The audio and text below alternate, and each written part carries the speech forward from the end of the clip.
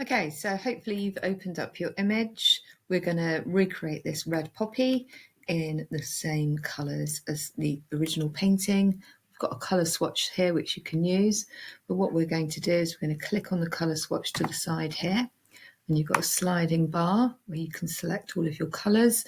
So we want something quite nice and ready orange, so I'm going to select that colour there and I'm going to click OK. Then I'm going to go to the menu bar at the side here where there's the gradient tool. If I hover over that, the second selection is the paint bucket.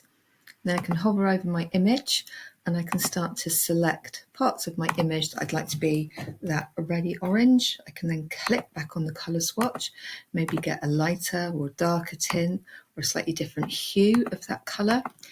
And I've still got the bucket tool selected, so I can go back in and start to add those colours. So I can very quickly build up my poppy in the same way that Georgia O'Keeffe has created her one.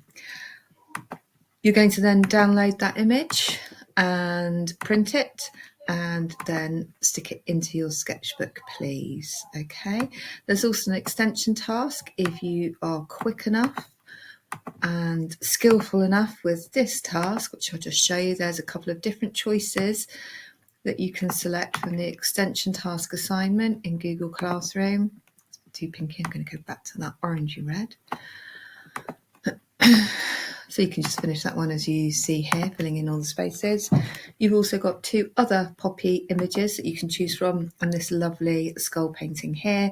So in exactly the same way, you can start to select your colours and then use the bucket tool to fill in the parts of the drawing that you need, really thinking about the colours of the skulls. If you make a mistake, or if you do anything wrong, so quite often people end up flooding the black line by mistake. I don't know if I can do that now. Like flooding that black line like I've done there. If you come over to the history section, you can click backwards through your history and it will start to undo the things that you've done.